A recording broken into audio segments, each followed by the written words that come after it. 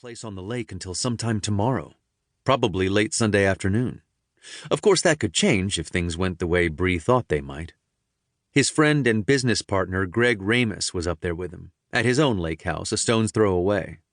They'd both gone up Friday, and Brie had a feeling their guy's weekend might not go as smoothly as planned. "What sort of work does he do?" Charlie asked. "A contractor," Brie said. "Small to medium-sized projects. Strip malls, townhouses, fast food joints, that kind of thing."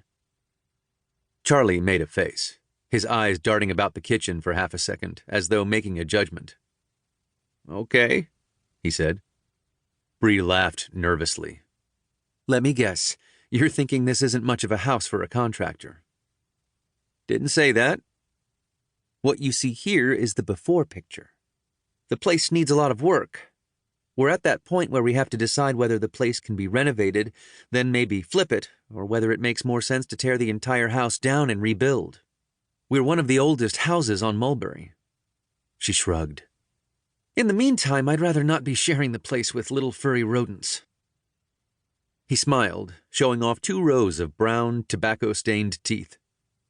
"Well, I don't blame you there. There's a couple of things I can do." He sniffed, ran his index finger across the bottom of his nose, careful not to disrupt the perfect symmetry of his mustache. "I can put some traps around, like glue traps and the conventional spring-loaded ones. Bait 'em with peanut butter. Put them in the cupboard here under the stove, out in the garage. Or I can put some poison around in all the same places, strong stuff. You got pets?" "No." "That's good. You wouldn't want them nibbling away on that stuff and getting sick. Downside of the poison is the mice will crawl away somewhere inside your walls and die and stink for a few days until they dry out pretty much to dust. You ever start opening up the walls, you might find some tiny, furry little mouse skeletons." That gave Brie a shiver. Charlie paused, appeared thoughtful, and then said, "And there is one other way you could go."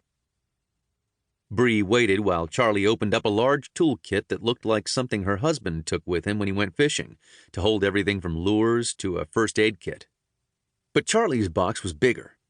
He took out a gray plastic rectangular container no more than 5 inches long, about the same shape and size as a stick of butter. "You see, there's this little door at the end," he said. "You put some bait inside, leave the door open, and when the mouse goes in, it triggers the door to close." He demonstrated. "So when you see the door is dropped, you know you've got him. Then you can take him outside, open the door, and set him free." "Oh," Brie said. "A humane trap." Charlie nodded. "But won't he come back inside again?" she asked. "So you go around the house and look for ways he and his friends might be coming in. Fill in the cracks, plug holes. Check dryer and stove vents in case they're getting in that way.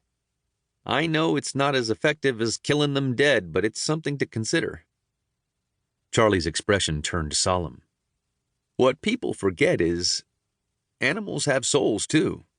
Whether it's us, a dog, a cat, even some lowly mouse. We're all God's creatures, you know." Brie said, "That's an interesting philosophy from someone in your line of work." He shrugged. "You know, sometimes I'll find something in someone's house and remove it, but I won't kill it. And I won't set it free either in the woods or whatever. I'll keep it and take care of it." "What, in a cage?" Charlie nodded. "I got lots of little critters I look after. Feed 'em, nurture them." "Well," Brie said, not sure what to make of that. "Anyway, back to business. I don't know for sure whether you've got an infestation or not, so let me ask you this. Do you bake?" "I'm sorry?" "Muffins, cupcakes, you make those?" Not that much. I'm not exactly the world's greatest chef. Andrew, he cooks some." She grinned. "We do a lot of takeout." Charlie looked disappointed. "Do you have any flour?" "Flour? Like for cooking?" "Yep." She went over to one of the cupboards, opened it, and pointed to a tin on the first shelf.